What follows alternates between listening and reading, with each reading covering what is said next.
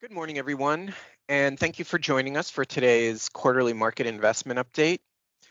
This webinar is going to be a 1-hour session, and it's hosted by May Barnhart Investments. Our presenters today are Gregory Estes and Josh Hahn. For those of you who are new to May Barnhart Investments, we welcome you. We welcome everyone. But if you're not familiar with us, MBI is a fee-only wealth management advisory firm that offers comprehensive financial planning and customized investment management services. MBI hosts these complimentary market updates on a quarterly basis to demonstrate how you can benefit from collaborating with one of our professionals. Additionally, we have some other resources that you might be interested in, a couple of white papers that we'll mention towards the end of the presentation. And then we are recording this session, so early next week, probably on Monday, we'll be sending around links to the white papers, a copy of the slides, and then also a link to the webinar recording. We also offer the opportunity for a complimentary consultation if we feel that you and your financial situation are a good match and a good, we could help benefit you from our expertise. So a couple minutes before the end of the webinar, I'm going to drop a little link in the chat box. It goes to a short evaluation survey. It should just take 1 minute. So if you don't mind taking a moment to just kind of, let us know what you think about today's session, that'll also be an opportunity for you to let us know if you'd be interested in being considered for a complimentary financial consultation. For those of you who left questions in the registration form when you registered, those have been passed on to Gregory and Josh. But you also are welcome to use the chat box throughout the webinar, and they'll be keeping an eye on that. So let me just quickly introduce our speakers, and then I'll turn it over to Gregory and Josh. Gregory Estes is a senior portfolio and relationship manager at MBI with nearly 30 years of building successful client relationships, managing portfolios, developing client investment strategies, performing equity research, and leading compliance-based risk management strategies. He helps oversee the wealth management goals of MBI's high net worth clients by cultivating relationships and providing customized research, analysis, and informed guidance. He's also a chartered financial analyst, which is one of the industry's highest distinctions in the investment management profession. Josh Hahn is a senior investment analyst with MBI. He has more than 10 years of financial service expertise, including in the areas of fixed income, alternative assets, and consulting for institutional and private clients, as well as asset liability modeling. Josh works with clients to review their portfolio risks and performance outcomes set against benchmarks. He analyzes model equity and fixed income funds for client portfolios, and he assists in other areas of financial planning. So once again, welcome. Thank you for joining us. I'm going to turn it over now to Greg and Josh. Well, thank you, Joe, very much for that introduction. On behalf of Josh and myself, I want to welcome everyone who is attending. We appreciate you being here and making time for this. And we hope that you find this presentation informative and interesting. Just a little bit, I know Joe talked about this, but Josh and I are a part of MBI, May Barnhart Investments. While our areas of expertise are mostly in the investment management field, which is what we will be covering today in the webinar, our entire team offers comprehensive financial planning, financial consulting, and retirement planning. And May Barnhart Investments is a part of Counselor Buchanan and Mitchell. CBM is a full service accounting and advisory firm that's been serving clients since 1921 in the DC metro area and beyond. So just to give you a brief overview of what we're going to cover today, we're going to cover the big topics of the economy, in particular with the Federal Reserve and rate cuts that's been top of mind for most investors for a very long time now. And then we're going to look at how that impacts the market itself. And we'll be talking about market fundamentals, going into fundamentals for both stocks and bonds, and how that plays out as far as what it holds for expectations for 2024. So mixed in with that is a fixed income outlook. Like I said, it's kind of goes hand in hand. Everything goes hand in hand with itself. When you're looking at broad broad overviews and stock and bond markets. So I wanted to continue a theme that I started last quarter, which is kind of the superhero theme, because it definitely seems like a market where investors, market participants, are kind of looking for a hero. And in this case, they're not looking for Batman. They're looking for Jay Powell, who's the chair of the Federal Reserve.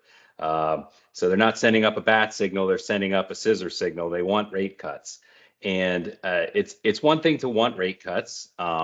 It's another thing to get them. Last year, going into the end of last year, I think the expectations were very high that rate cuts were going to happen sooner rather than later. But given the kind of data that we've seen, it looks like we're going to be getting them later rather than sooner. So what the bottom line is that investors have to wait for those rate cuts. And I've got a quote here from one of my favorite musicians, the late great Tom Petty. The waiting is the hardest part. This chart is showing you how long waits have been between the last rate increase and a interest rate cut from the Federal Reserve. And you can see that the longest time period was June 2006 through September 2007. And at that point, back in that time, the Fed was looking at, an impending recession, so it started to cut rates. We're not looking at an impending recession, but we are right now, July 2023 through the present, really the second longest wait so far among the last several decades of waiting periods for the Fed to cut rates. This chart shows it at 8 months. It's gone on to 9 months now, so it is definitely the second longest wait, and it looks like we're going to have to wait a little bit longer. So what the Fed is looking at, very briefly, they're looking to see economic activity slow, but not decline too quickly. They're looking to see the labor market slow down a bit more, and they're looking to see inflation trend clearly, and I want to emphasize that, clearly to a 2% long-term target. So where are we in terms of those three factors? So just to summarize where the economy is, the weekly economic index is a pretty useful measure of economic activity, of the health of the economy. The weekly economic index represents a common component of 10 different daily and weekly series that cover consumer behavior, the labor market, and production. So it all kind of goes together to give you a snapshot of how the economy is growing. So the way to look at this chart then is if this line is say it's at 1% for an extended period of time, that implies that the economy is growing at about a 1% rate. Okay. This chart, I've elected to show it from the middle of 2022 through the current period of time. And you can see that economic growth was much higher in 2022 and was declining rapidly as the Federal Reserve was increasing interest rates. So those interest rate increases were absolutely putting a brake on economic activity. Going into 2023, you see this trend line moving down very quickly. A lot of market participants thought we were headed for a recession, but you can see that the weekly economic index sort of skidded along that 1% level and never really went below it. And then it started to recover in later 2023. So kind of indicating resilience in the economy, that it was still growing. You can see in the more recent history that it's taken a bit of a step down. So we're kind of in that 1.5% to 2% range.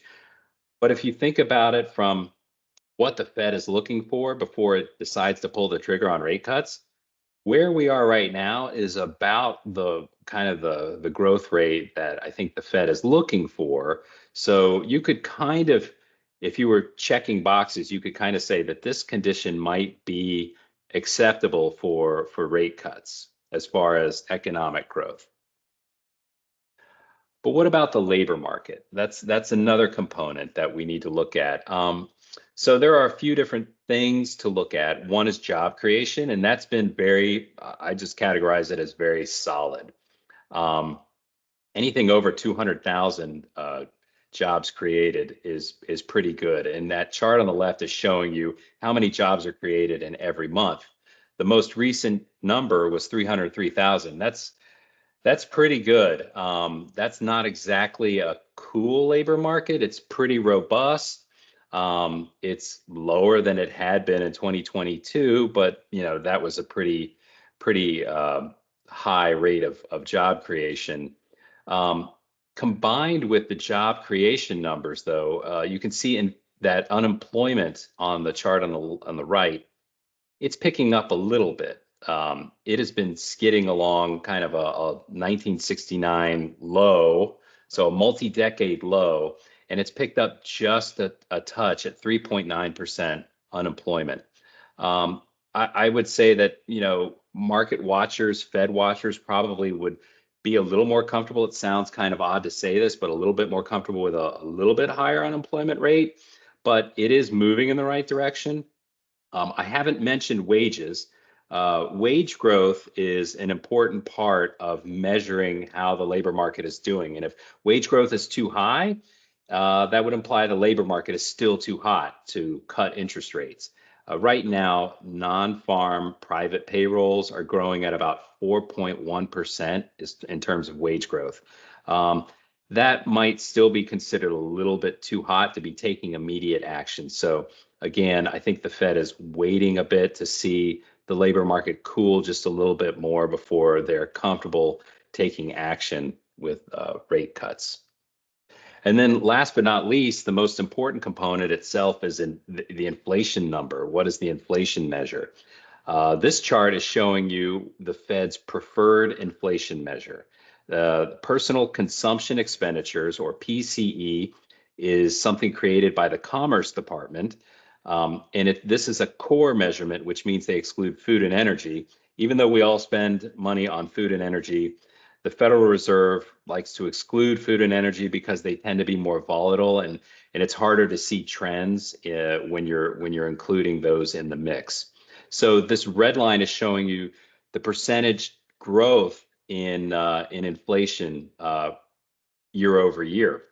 So you can see back in 2022, it was at a multi-decade high, touching almost 5.5%, and it's been trending down. So it's been going in the direction the Fed wants it to go. They want it to go to this green line, the long-term target of 2% for inflation.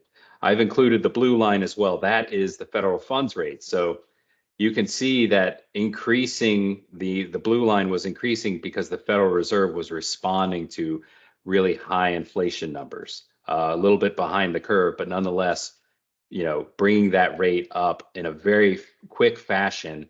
And it peaked out at 5.5%. It's been there since July 2023. Like I said, waiting for the numbers to come in to give the Fed comfort that we are where we need to be in order to cut interest rates, the so-called soft landing.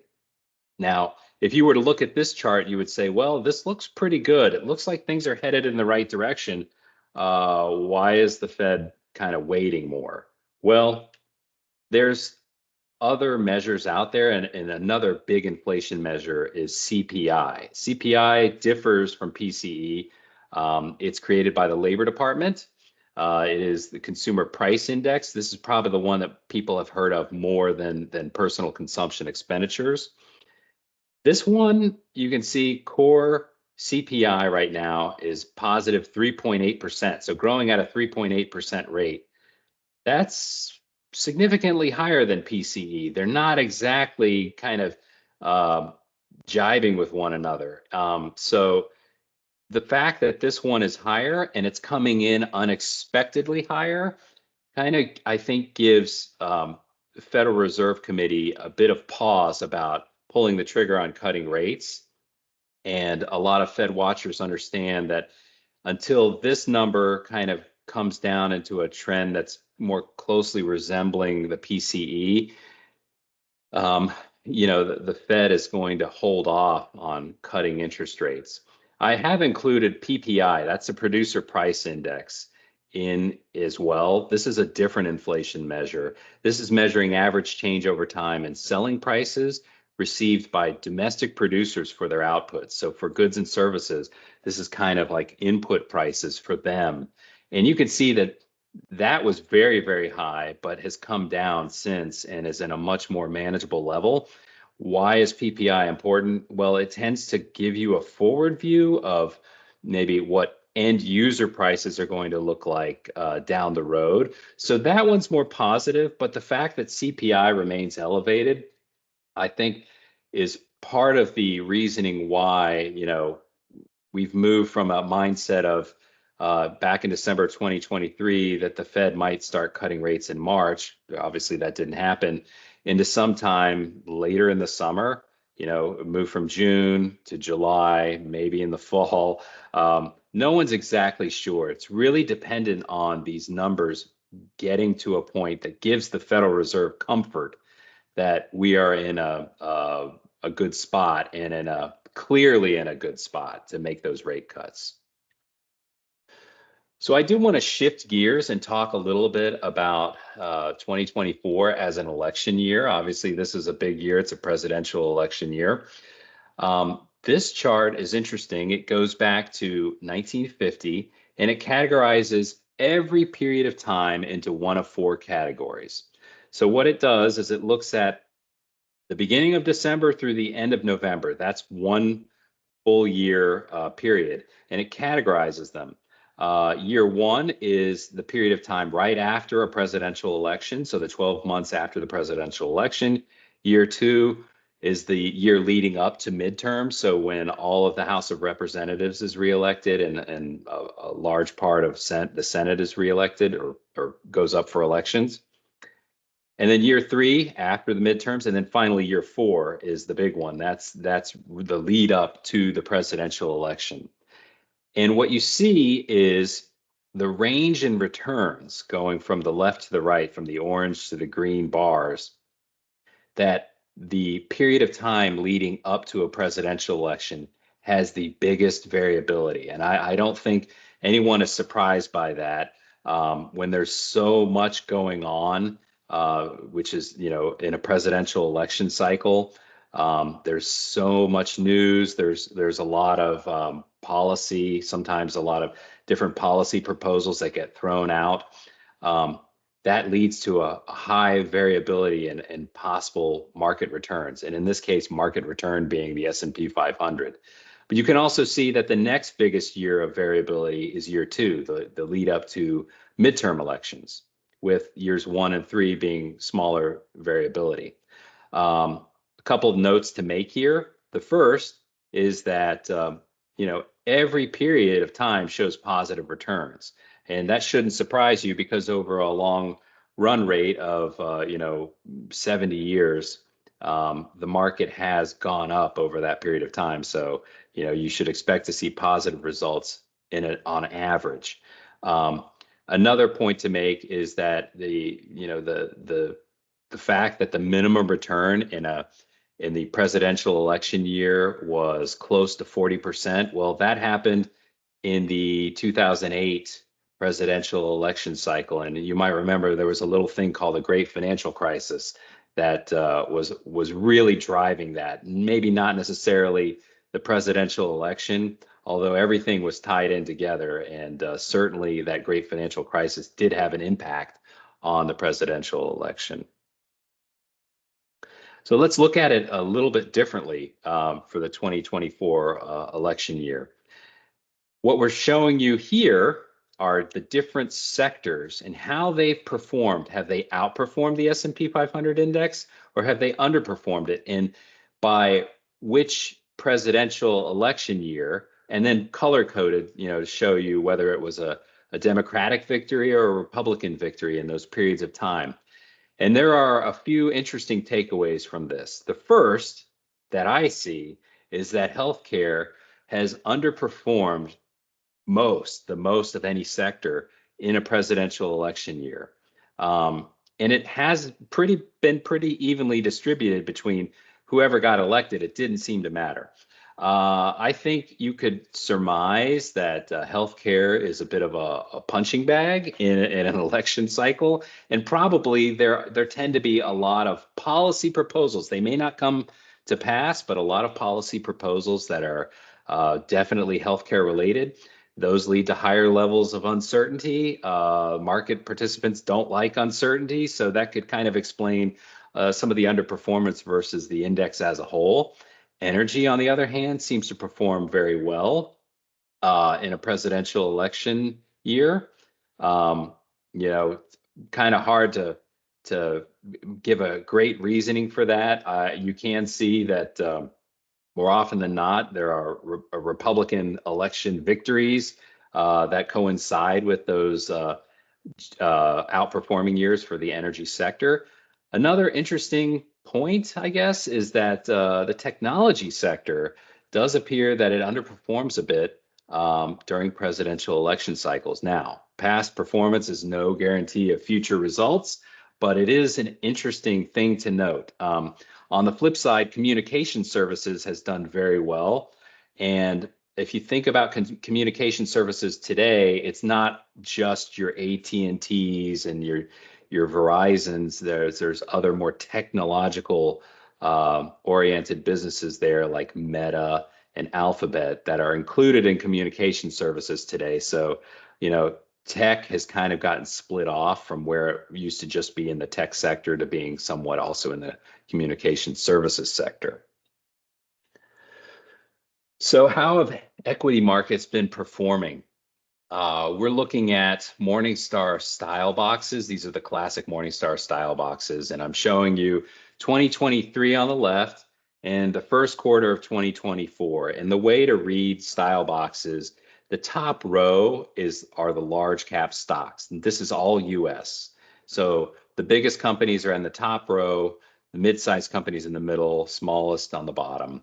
And then if you read it from left to right, value on the left column, core or blend in the middle, and growth on the right. And for 2023, growth was clearly the winner in among categories. If you think about it this way, there was a lot of expectation for rate cuts. Those rate cuts were perceived to benefit mostly growth-oriented businesses because of the way that rate cuts impact business values. Businesses that aren't generating earnings today, but are generating maybe bigger earnings in the future, they benefit more from rate cuts. So that was kind of the thinking behind powering growth companies in 2023. Into 2024, it's been a little bit different. It hasn't just been growth. It's been more large cap oriented. And there's some safety, I think, perception with large cap stocks versus mid and small caps.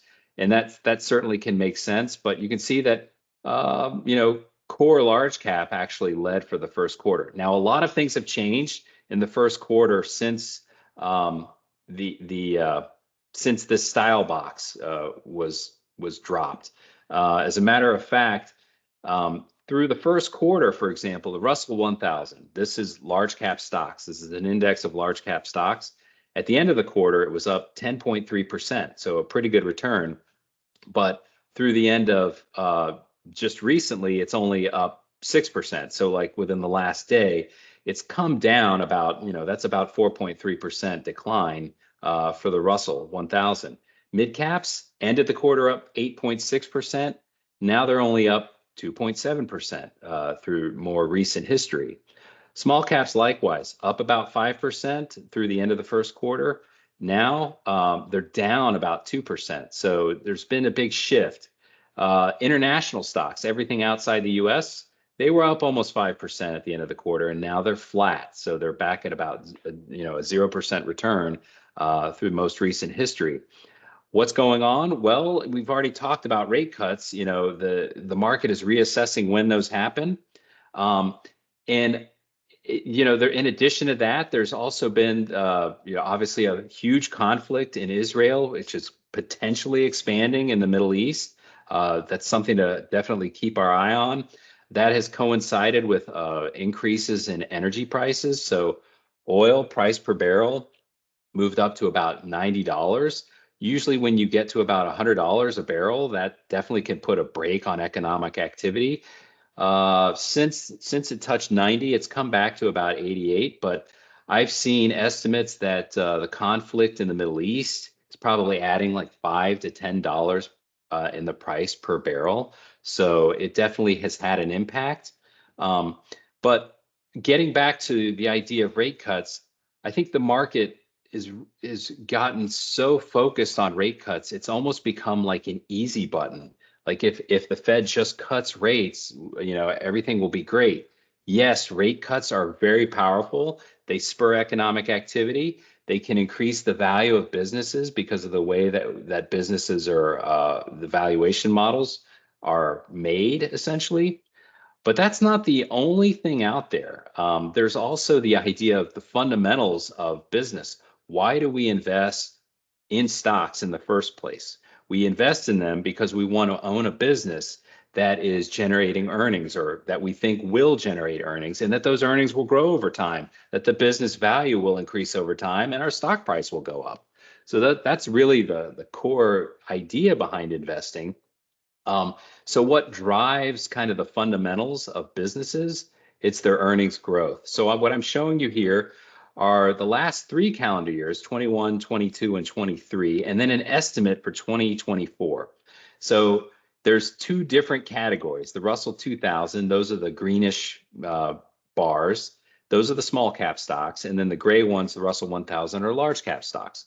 Now, important to point out, December of 2021, the year 2021, those earnings growth rates are so huge because 2020 was a COVID year and earnings were particularly awful that year. So there was kind of an easy base from which to grow from 2020 to 2021. A bit of an anomaly that earnings growth rates were so high in 2021. But look at 2022. We saw earnings growth there. Small caps growing their earnings at a higher rate than large caps. That's typical for small caps to grow their earnings more than large caps. But in 2023, we saw a bit of a reversal. Small cap stocks, on average, their earnings growth was down 9.5%, whereas large caps grew a little bit. And their growth in large cap stock earnings was really more concentrated into some of these large cap tech companies. So you can kind of understand why there was so much focus on the Magnificent Seven, because that was where most of the earnings growth was. Now, looking forward into 2024, that growth rate for large cap stocks is expected to broaden out and be better than it was last year. The estimates right now, growth of about 11.4%. And for small caps, it looks even better, that earnings would grow almost 24%. So far, we're in early days for the releases for the first quarter. They've been pretty good. I would characterize it by saying that normally the way that earnings are released, companies tend to guide their earnings such that they outperform, that they exceed expectations. So there's sort of a normal level of how much they exceed expectations. And right now, they're exceeding them by more than their historical average. So if that makes sense. So in other words, things are actually looking a little bit better than historically we would expect them to be. So that's a positive, but we won't really know for another year, or excuse me, another month, how earnings are shaping up for this quarter. So how expensive is the market? Looking at it on a more of a global level. So we've got really three different categories here. The purplish line is showing you US stocks, and the red is showing you EAFE, which is Europe, Australasia, and Far East. So this is the more developed international markets. And then the tealish color, that's emerging markets. What we're looking at here, this is forward price to earnings rate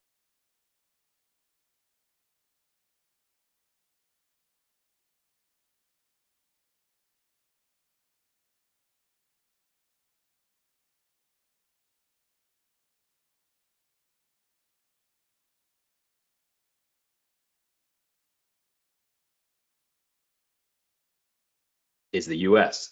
And when we talk about the US market here, we're talking about large, mid, and small cap all blended together.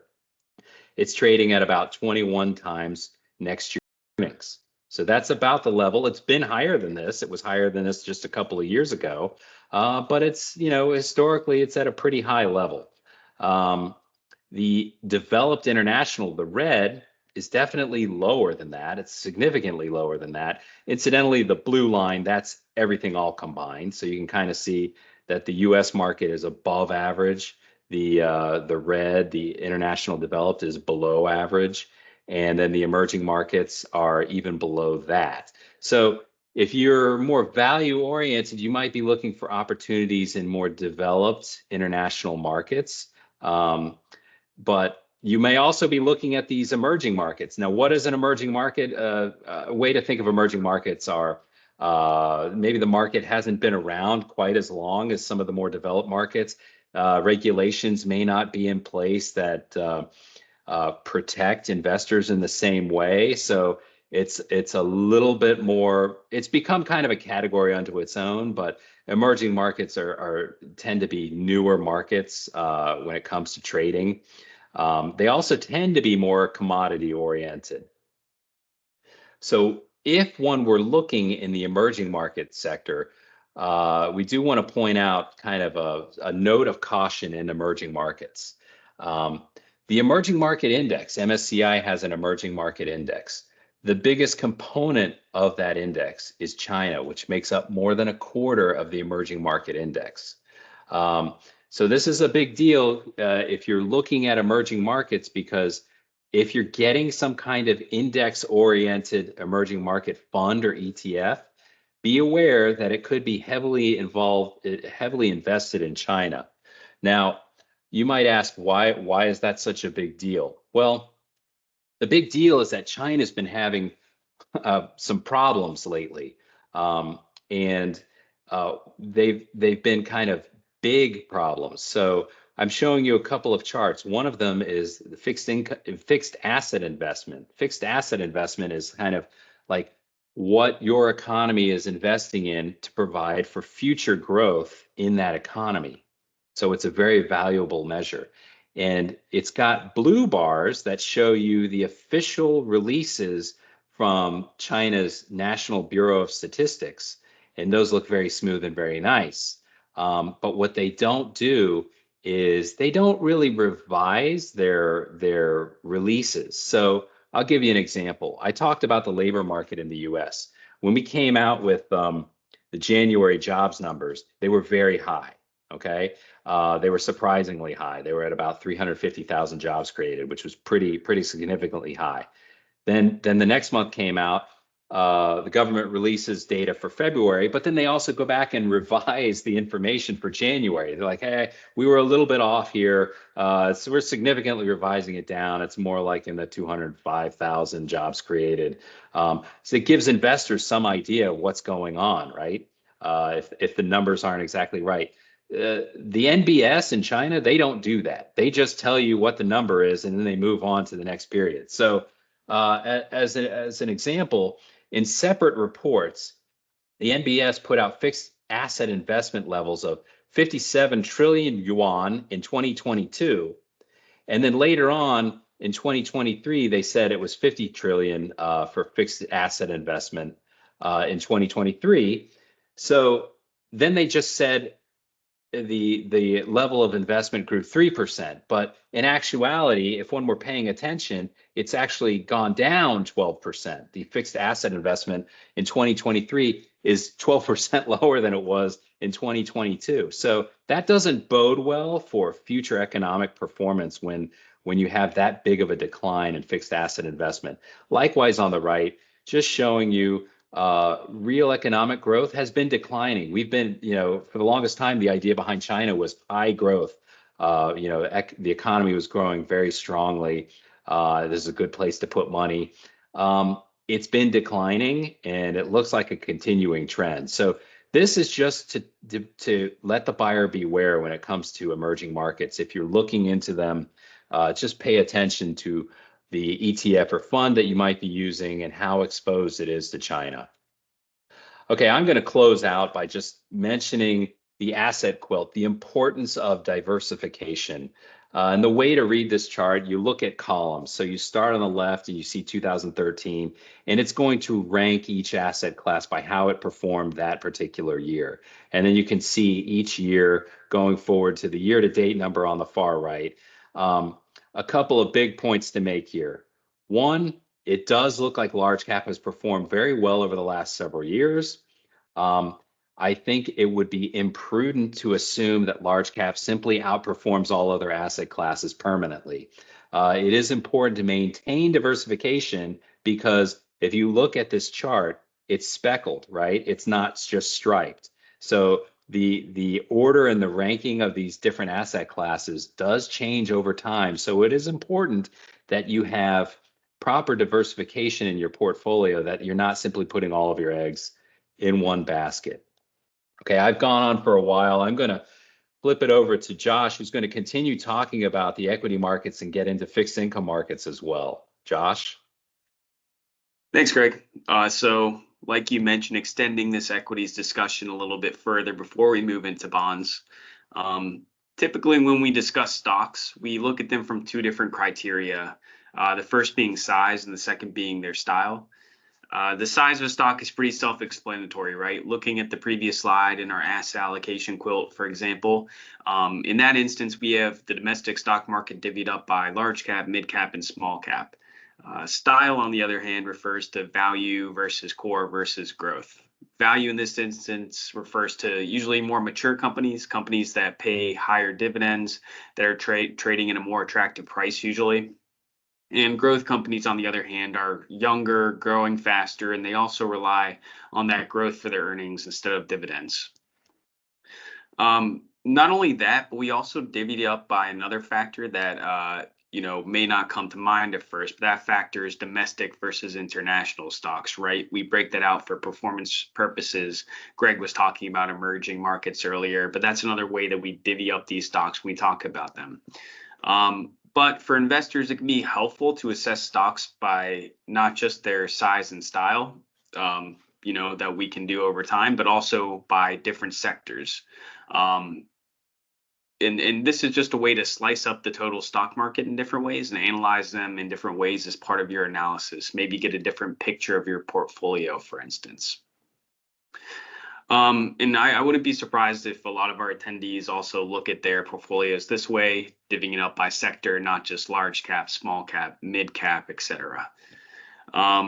So going through this, I just wanted to point out some interesting sector performance year to date, since we don't usually talk about this on a quarterly basis. Here we have the year to date performance divvied up by sectors. They're also sorted best performance year to date to worst performance year to date. And we won't go through every sector just for the purposes of time, but I did want to highlight a few interesting areas and point out some of the outliers in the recent performance. Communication services has the most outstanding performance so far, netting almost 20% as of April 12th when we put this slide together. Communication services includes a lot of giant cap tech stocks that make up the Magnificent Seven. Greg mentioned earlier, they used to be all considered tech, but some of them moved into communications as that grew as its own sector. They would also contain, telecommunication or phone services companies and entertainment companies. Anything that's music, newspapers, even news websites are contained in the communication services sector. Whereas IT, on the other hand, it's also performed well to date, but it's more of a technology focus than that communications or communications and tech focus. For example, computer chip companies, which have been performing very well year to date, are included in this sector, as well as software companies, computer hardware companies. They also would be included in the IT sector. Moving on, away from technology, also performing well year to date have been energy companies. And as you may have guessed and wouldn't be surprised, these include mostly oil and gas companies. And these are many of the bigger ones include those big oil companies that first come to mind when you think of energy. Underlying prices in these commodities can be an underlying factor in how it's performing, and that's certainly been a factor in how it's performed year to date, and could explain why its performance has outpaced everything, including the S&P as a total. So on the other end of the spectrum, we've seen some we've talked about some of the overperformers, but we can also get into some of the underperformers year to date. We've seen the real estate sector in particular struggle, and as of the time that we generated this, it was the only negative performance we've seen thus far. Analysts have attributed this to higher interest rates as one of the main reasons for the struggle. And as Greg talked about, delaying interest rate cuts into 2024, this has had a tremendous impact on the real estate sector. It's a little bit twofold. The first of which is that higher interest rates affect mortgage rates, which tend to be higher, which tend to hurt the real estate industry. But on the other side of that, a lot of these real estate companies pay out higher dividends. So and in a higher interest rate environments, now these real estate companies are competing with bonds and treasuries that pay out high dividends, and it makes them less attractive potentially for investors. And then finally, we have utilities at the bottom here as well, and it's also performed not great year to date. It's about even. Similarly to real estate, with increased interest rates, you don't have pressure on mortgages like you do with the real estate industry, but you do see fixed income opportunities competing with investors that are looking for higher dividend payments. And unsurprisingly, these utilities companies are made up of many different types of electric and other power companies. So now delving deeper into each individual sector, we could take a look at the general makeup of the underlying companies, and it can help us paint a picture of why these different sectors perform so differently and why they perform so differently year to date. So on the next slide, so here we've broken out each of the sectors that we were just discussing, as well as attributes for each, including the makeup of whether they're large cap, mid cap, small cap, how much dividends they pay out, and how relatively expensive each of these sectors are.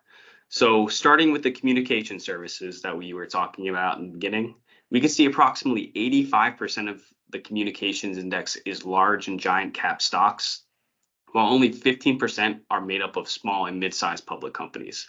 I say large and giant because some of the higher end of the stocks that we get into are so massive that they've broken them out into a new subcategory, but 85% giant and large cap stocks. And in the last column, we can see the growth rating for the companies from Morningstar. The better the grade, the more we expect it to be a growth company. The lower the grade, the more we expect it to be a value company. And if we think about communication services at the company level, a lot of these companies are generally pretty big, like we mentioned before, and relatively younger and looking to grow. This would be unlike a long-term mature company, right, that's been around for 50 years and now is paying a steady dividend, and they're not necessarily in their growth phase anymore. And speaking of dividends, we look at the dividends for the sector, we see that it's only sitting around 2%. So it's on the lower end that we would expect, and it's what we would expect from a growth company. So on the other hand, we can take a look at the last row for a comparison in utilities. Instead of the majority of the companies in large cap, like we mentioned for communication services, actually 60% are in mid cap companies, 60% of the underlying stocks. And, it makes sense considering utilities are a much more segmented portion of the market, right? Where a communications company, a streaming service, for instance, can just be as big as the country or a big global company. A utilities company might have to take a more regional focus. And also, so under utilities, we also see that their growth is only a C compared to communication services, right? Indicating that we're looking at companies that are in a mature section of their life cycle, and their dividend payout is 4%. So it's nearly twice that of communications, right? So when we look at these two sectors, what we decide to buy is a completely different size. It's a completely different growth factor. It's a completely different dividend payout as well. So moving on to the next slide, and we won't stay here too long, but these two graphs are from S&P Global. And on the left side, we have the industrial sector, And on the right side, we have the utilities sector that we just discussed. And the idea here is just to give a picture of these different factors that are attributed to the sector and how different they can be, right? So on the right side, utilities, you see the two bits poking out, value and dividend are both very high. And that's what we would expect, as we just discussed, from the utility sector. Where in the industrial sectors, we see that's more moderate. It's about even across all their different factors. In opposition to value, utilities don't have a large momentum factor. And momentum is just a financial term for when a stock is performing well, will it continue to perform well over time? Momentum, it's what you would expect in real life applied to finance, right? And so some of that value factor that you're getting in utilities, you have to make up for it with a lack of momentum. So before we move on from equities, we have one more slide and one more aspect of sectors that I just wanted to mention, and that's their overall makeup of the market in terms of their market cap.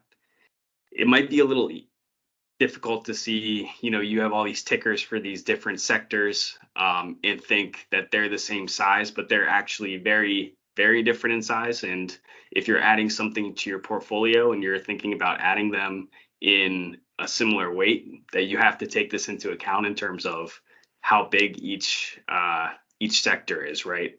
So for example, here in the big pink box on the left, we can see that the technology services are almost over 20% contribution to the domestic market, right?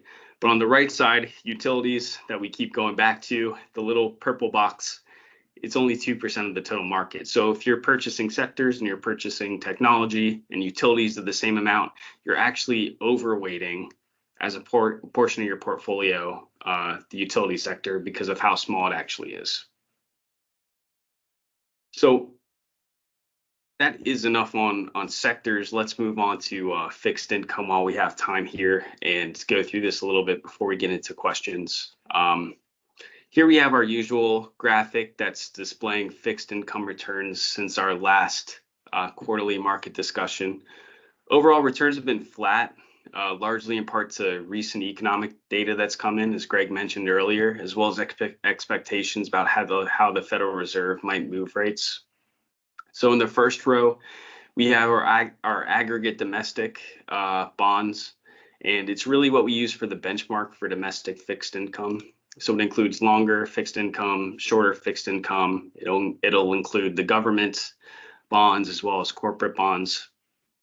And we're seeing about a 0.5 percentage point loss since our last market update. And over the past year, we've seen a lot of speculation that the Fed would lower rates once inflation had stabilized. And we did see that while inflation had dropped significantly from its peak, it's still not down to that target percentage that the Fed would like to see.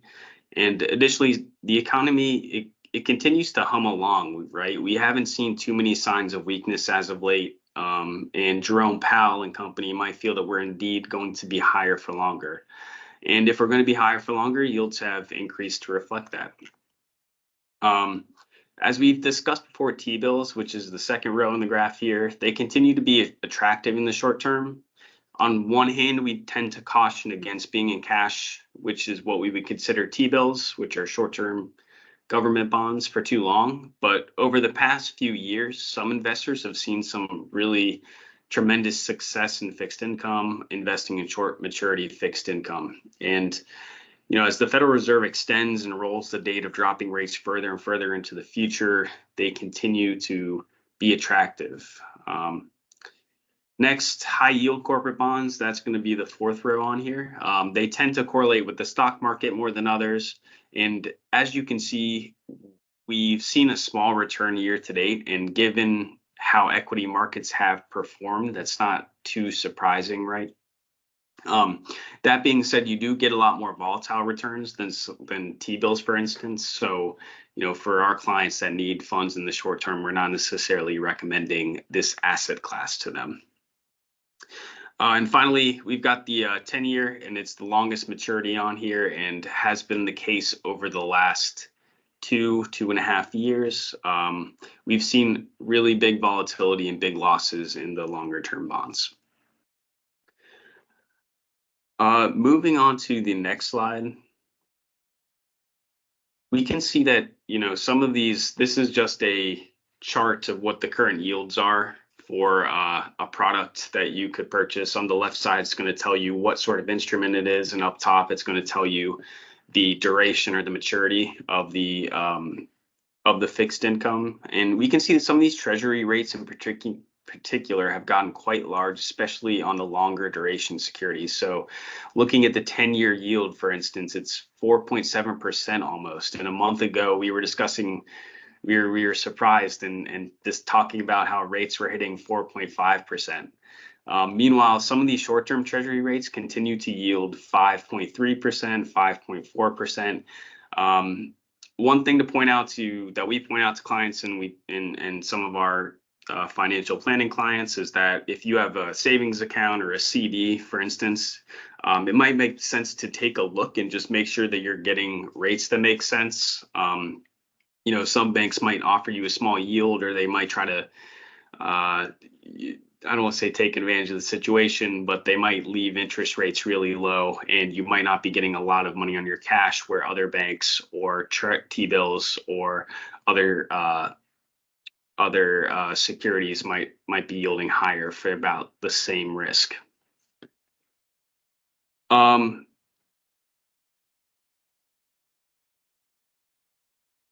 Greg, can we skip to we'll skip to the second to last of my slides. We're running into time right now, so we'll finish up, and then we'll go into a quick marketing update, and then we'll get into questions in the last 5 minutes of the discussion. So before we get into all that, I just wanted to point out quickly to first and foremost, a little bit of a retirement focus slides. We talk a lot about investment updates on this webinar, but we do like to talk about the financial planning side as well. And these are just some of the key points that we bring up with clients when saving for retirement, especially for some of our younger clients who might not have had these discussions before. So the first point is consistency in terms of contributions. Before the end of tax season, we often have like a flurry of individuals contributing to their IRA, their SEP IRA, making conversions, etc. And as a base, having those contributions done annually, or if you otherwise get into a habit of saving 5% of your paycheck, for instance, it can compound immensely over time. And that's really the key first step in being able to build some of those retirement savings.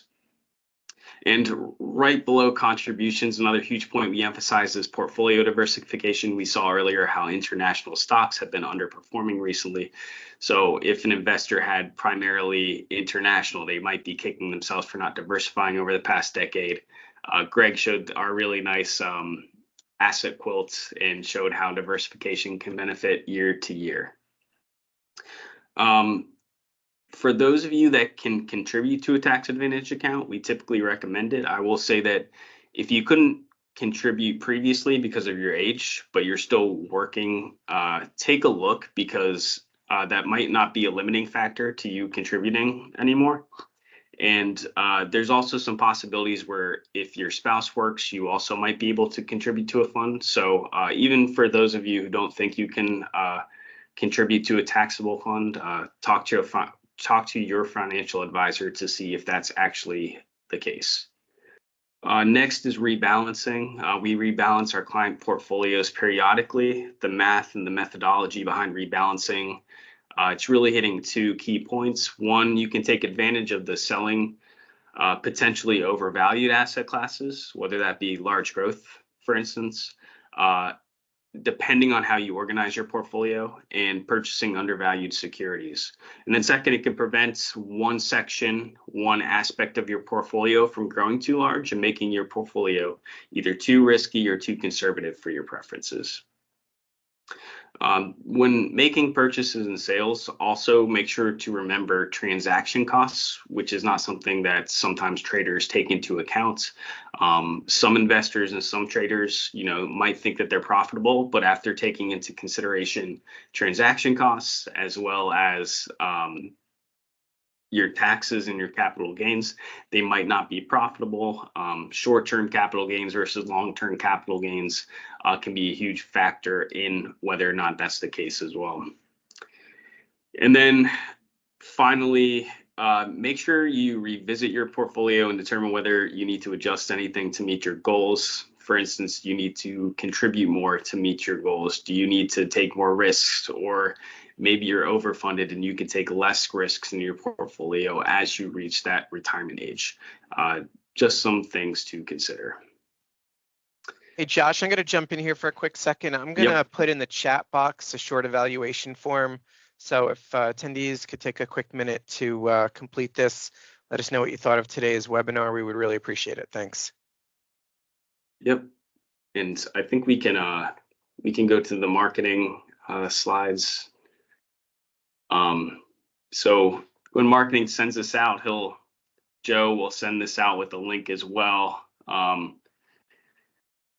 linking you to a complimentary consultation, as well as other marketing materials. And we also will provide a link to our LinkedIn website, as well as other articles we've written and other materials that we have on our CBM page. So with that being said, we have time for maybe one or two questions. We'll see how much we can get through. Certainly not all of them, but all right.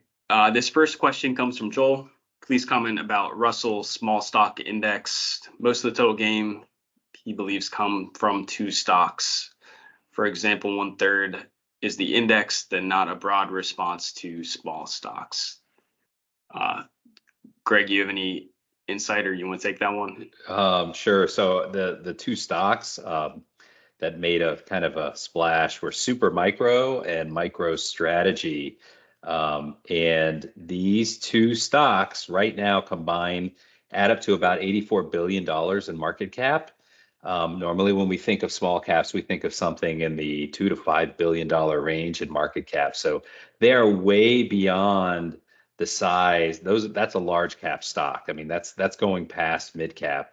The issue is that the Russell 2000 is very much a programmatic kind of index. So the Russell 1000 are the top 1,000 stocks in market cap, and then the Russell 2000 are the next 2,000, and they're supposed to measure small cap stocks. And at one point, Super Micro and Micro Strategy were among those 2,000 stocks. The problem is that they've grown so rapidly. They're up, like, one's over 200% year to date, the other's over 150%. And they don't change the Russell 2000 until June. So they are definitely, if you were to look at the S&P 600, which is more of a curated index that isn't simply programmatic, that index is underperforming the Russell 2000 by about 2 to 2.5%. So I think you can put a lot of that, you can apply a lot of that as due to the two stocks in question. Yeah, absolutely. This next question is from Nicholas. Any insights into T-bill rates? We did talk briefly about T-bill rates. We didn't kind of get into where they were going. Right now, they're yielding 5.3 to 5.4%. And our market outlook is that we're seeing higher for longer rates. I believe that we're looking at 1 to 2 interest rate cuts. And the last time I looked at the Fed, it was about 1% decrease from where we are to end the year. And 2 years out, it could be down as far as 3%. And I say down as far as, but 3% in 2 years is still a very gradual, very slow T-bill interest rate decrease.